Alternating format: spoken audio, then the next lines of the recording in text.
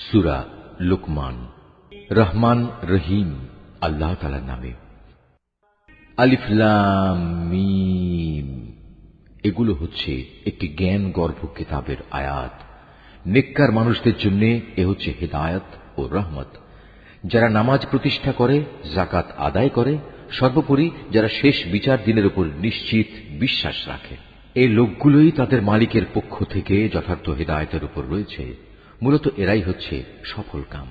মানুষদের মাঝে এমন ব্যক্তিও আছে যে অর্থহীন ও বেহুদা গল্প কাহিনী কেনে, যাতে করে মানুষদের নিতান্ত অজ্ঞতার ভিত্তিতে আল্লাহ তাআলার পথ থেকে দূরে সরিয়ে রাখতে পারে।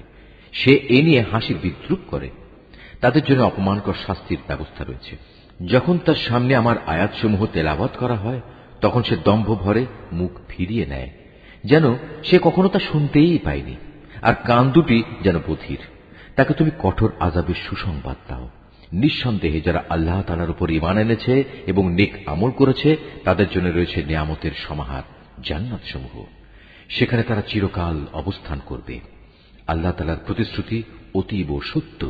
তিনি মহাপরাক্রমশালী, প্রজ্ঞাময়। তোমরা দেখতে পাচ্ছ, তিনি আসমান সমূহকে কোন স্তম্ভ ছাড়াই পয়দা করেছেন।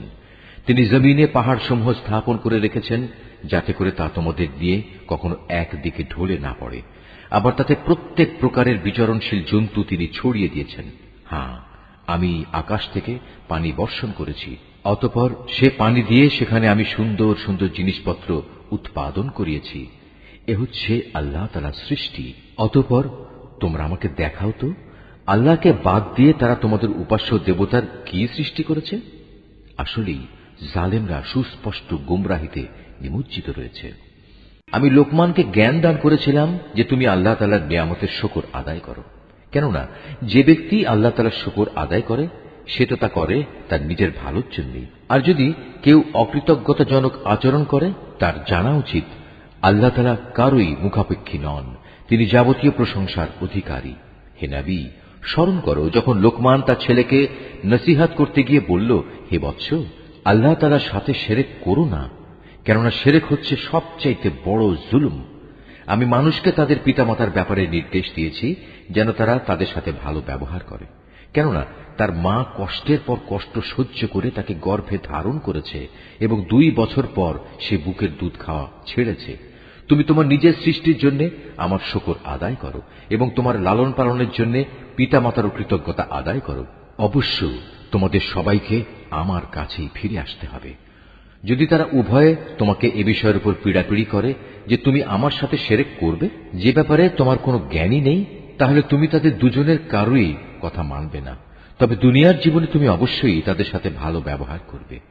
তুমি শুধু তার কথাই শুনবে যে ব্যক্তি আমার অভিমুখী হয়ে আছে। অতঃপর তোমাদের আমার দিকেই ফিরে আসতে হবে। তখন আমি তোমাদের বলে দেব তোমরা দুনিয়ার জীবনে কি কি কাজ করতে।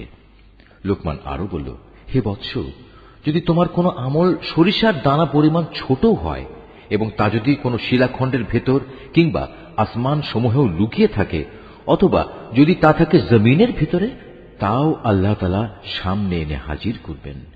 আল্লাহ তাআলা অবশ্যই সূক্ষ্মদর্শী এবং সকল বিষয়ে সম্যক অবগত। লোকমান আরো বলল, হে বৎস, তুমি নামাজ প্রতিষ্ঠা করো, মানুষদের ভালো কাজের আদেশ দাও, মন্দ কাজ থেকে বিরত রাখো। তোমার উপর কোনো বিপদ মুসিবত এসে পড়লে তার উপর ধৈর্য ধারণ করো। বিপদে ধৈর্য ধারণ করার এই কাজ নিঃসন্দেহে একটি বড় সাহসিকতাপূর্ণ কাজ। হে বৎস, কখনো অহংকার বশে তুমি মানুষদের জন্য তোমার গাল ফুলিয়ে রেখে তাদের অবজ্ঞা করো না, এবং আল্লাহর জমিনে কখনো ঔদ্ধত্যপূর্ণভাবে বিচরণ করো না, কেননা আল্লাহ তাআলা প্রত্যেক ঔদ্ধত অহংকারীকেই অপছন্দ করেন। হে বৎস, জমিনে চলার সময় তুমি মধ্যম পন্থা অবলম্বন করো। তোমার কণ্ঠস্বর নিচু করো, কেননা সব আওয়াজের মধ্যে সবচাইতে অপ্রীতিকর আওয়াজ হচ্ছে গাধার আওয়াজ। তোমরা কি একথা কখনো চিন্তা করে দেখনি? যা কিছু আসমান সমূহে রয়েছে, যা কিছু রয়েছে জমিনের মধ্যে, আল্লাহ তাআলা তা তোমাদের অধীন করে রেখেছেন এবং তোমাদের উপর তিনি তার দেখা অদেখা যাবতীয় নিয়ামত পূর্ণ করে দিয়েছেন।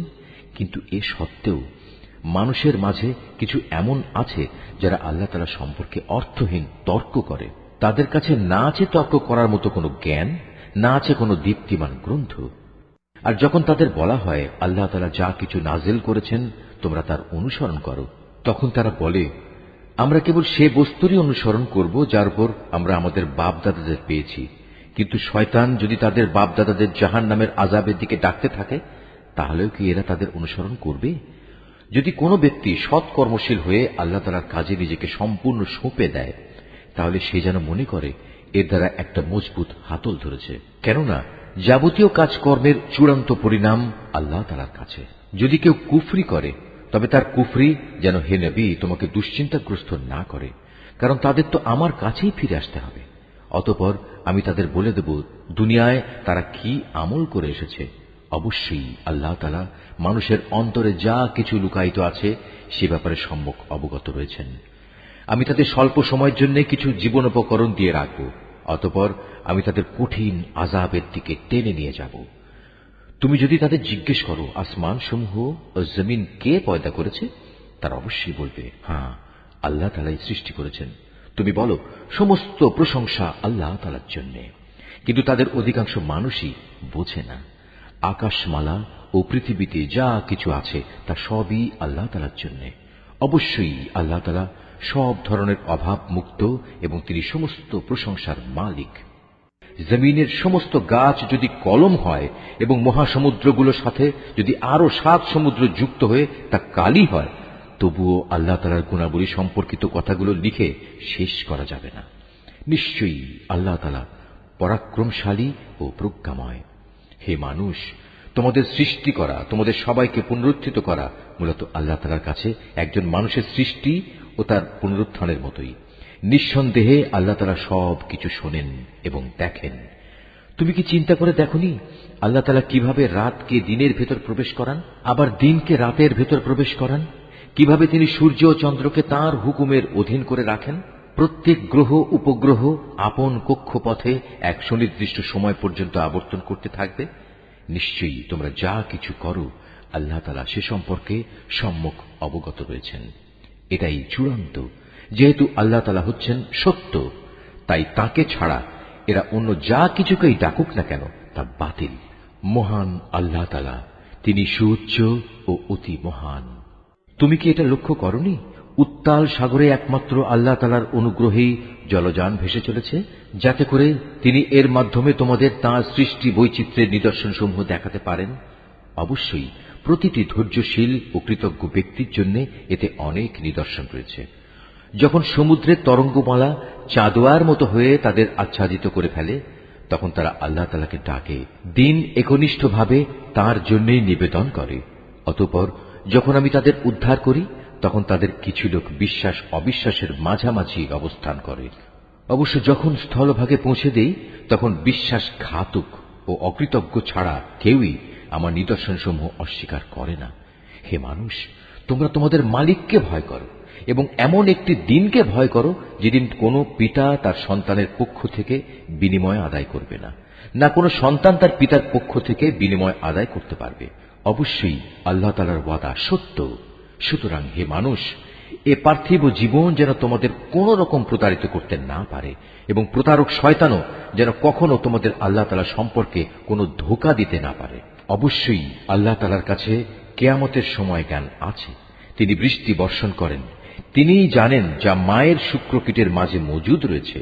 কোনো মানুষই বলতে পারে না আগামীকাল সে কি অর্জন করবে, না কেউ একথা বলতে পারে কোন জমিনে সে মৃত্যু বরণ করবে। নিঃসন্দেহে এ তথ্যগুলো একমাত্র আল্লাহ তাআলাই জানেন। তিনি সর্বজ্ঞ, সর্ববিষয়ে অবহিত।